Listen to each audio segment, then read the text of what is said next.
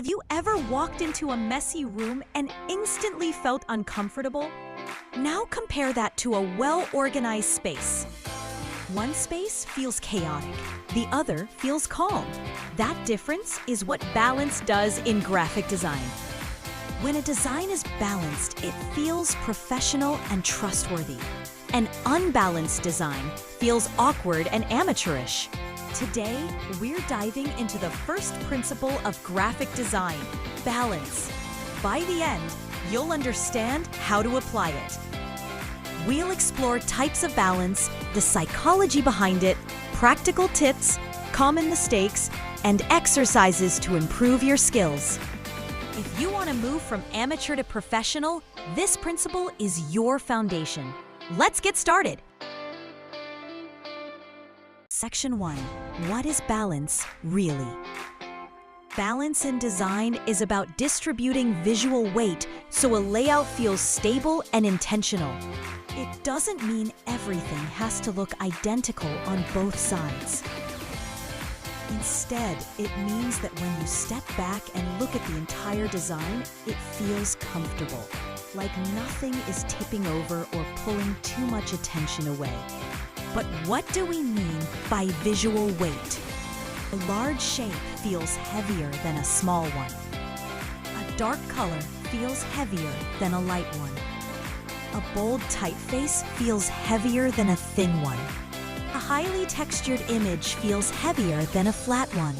Even empty space has weight. It can balance or unbalance depending on how it's used. Think of balance like a seesaw at a playground. If you put a heavy adult on one side and a small child on the other, the seesaw tips over. But if you add two children on one side, suddenly it levels out. Balance in design works the same way. You can offset one strong element with several smaller ones, or balance dark with light, or large with small. Humans naturally crave balance. Our brains are wired to look for patterns and stability. That's why symmetrical faces are considered attractive, why buildings with equal sides feel grand, and why art that's carefully balanced makes us pause and admire it. Balance creates harmony. Imbalance creates tension. Here's the secret. Not all tension is bad. Sometimes, as designers, we use imbalance on purpose to grab attention or create drama. However, the mark of a professional designer is knowing when to use imbalance as a tool and when it just makes the design look wrong. Section 2. The 4 types of balance. Now that we understand what balance means, let's explore the different ways you can achieve it. There are 4 main types of balance: symmetrical, asymmetrical, radial, and mosaic, also called crystallographic balance. Each creates a different mood and effect. This. 1. Symmetrical balance. This is the simplest form of balance. It happens when both sides of a design mirror each other, like folding a piece of paper in half and seeing the same thing on both sides. You'll see symmetrical balance in formal designs, wedding invitations, certificates, classical architecture, and logos like MasterCard's 2 circles or Chanel's interlocking C's. Symmetry communicates stability, tradition, and reliability. It feels safe and predictable. There's a downside. It can also feel stiff and boring if overused. Imagine every Instagram post or website being perfectly mirrored. It would look lifeless. That's why professional designers often break symmetry slightly, maybe by shifting one element, adding texture, or using color contrast to keep things visually interesting. Think of symmetry like classical music. It's structured, harmonious, and predictable. Beautiful, yes, but sometimes too rigid for modern tastes. Ah, the curl. 2. Asymmetrical balance. This is where creativity really comes alive. Asymmetrical balance happens when both sides of a design are different but still feel balanced. For example, imagine a large light-colored shape on one side of a layout. On the other side, you could place a smaller but darker shape, and the two would feel equal because of their visual weight. Or think about pairing a photo on one side with bold typography on the other. Asymmetry feels modern, dynamic, and often more engaging than symmetry. It keeps the viewer's eye moving across the design. You'll see it in magazine spreads, contemporary websites, and advertising campaigns. But asymmetry is harder to master. Beginners often create imbalance without realizing it. The trick is to always ask, does this layout feel intentional, or does it feel like things were just thrown around randomly? If symmetrical balance is classical music, then asymmetry is jazz, surprising, creative, and full of energy. 3. Radial balance. Radial balance is when elements radiate out from a central point, like the petals of a flower, the spokes of a wheel, or a mandala. Everything revolves around the center. This type of balance naturally draws the viewer's eye inward, then outward. It feels energetic, unified, and often spiritual. Designers use it in logos, product packaging, loading animations, and posters, where the central element is the star. Think of Target's bullseye logo. It's pure radial balance. Or look at a sunflower. Nature has been showing us radial harmony all along. Radial balance is powerful, but use it wisely. Too much can feel overwhelming or hypnotic. 4. Mosaic crystallographic balance. This is the least talked about but still powerful. Mosaic balance happens when elements are evenly distributed across a design, but not necessarily symmetrical or radiating. It's like a tiled pattern where repetition creates balance. Imagine a wall of colorful Instagram photos, or a background filled with icons, or a fashion catalog grid. Each piece might be different, but together they create balance through consistency and rhythm. It's less dramatic than the other types, but when you want harmony without hierarchy, mosaic balance is your friend. Section 3. Why balance matters. So why should you, as a beginner or aspiring professional, care about balance? Because balance is invisible, but it's felt. Clients may not know the terminology, but they can sense when a design feels off. And if your design feels amateur, it reflects on you as a designer.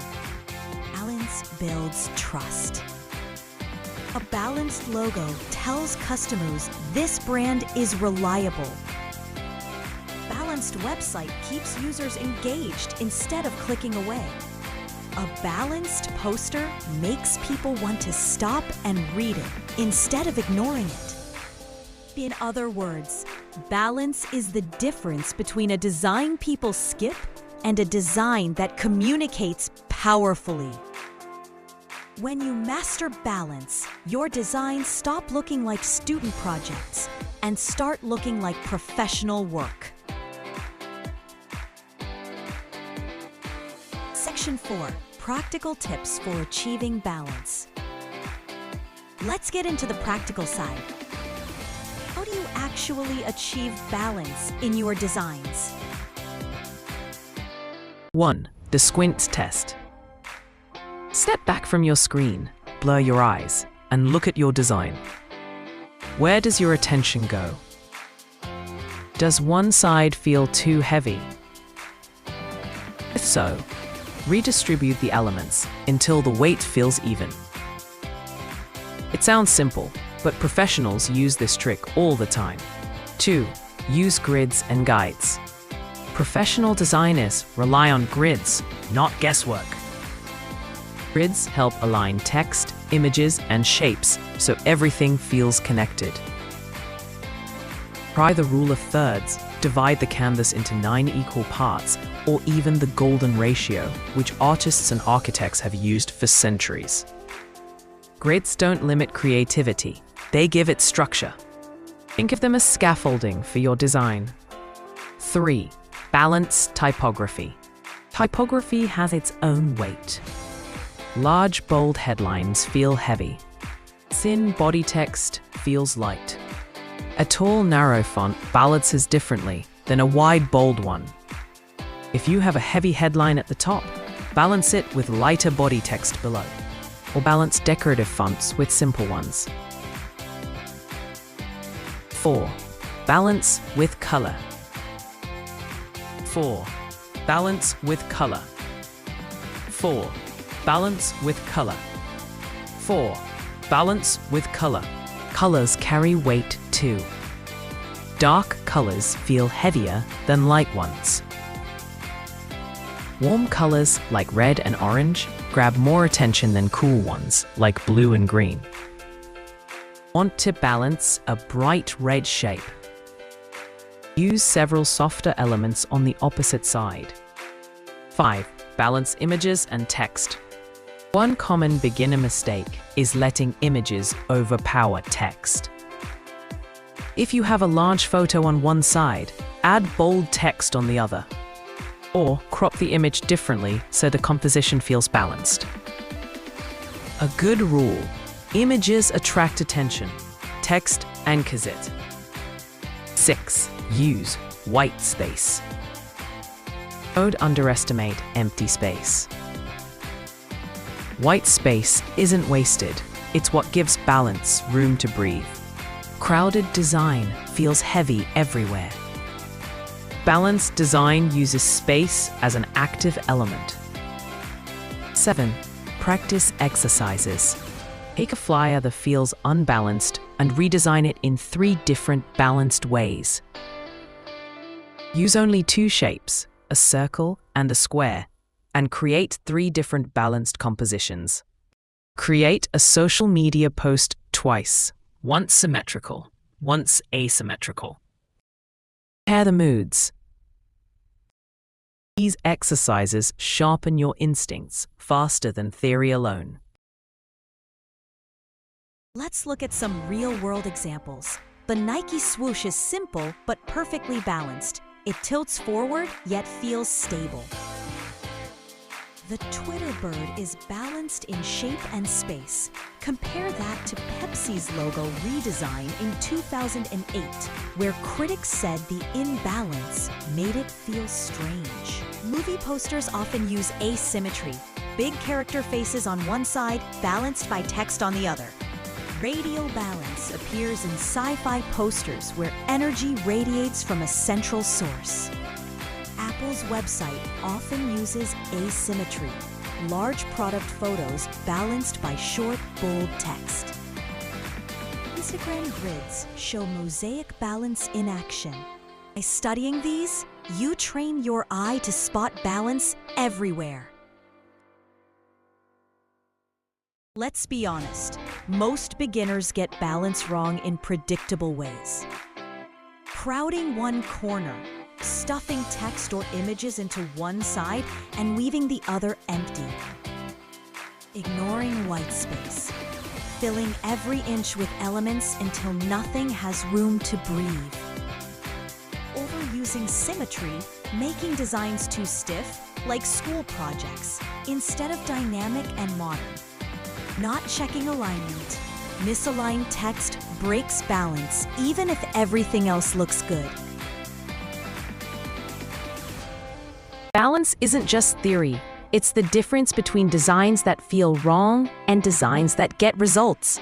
Everything you need to succeed in graphic design is right here on this channel. So don't just stop at this video. Hit that subscribe button right now. Imagine how unstoppable you'll become when you follow every step I share. Your growth as a designer starts here.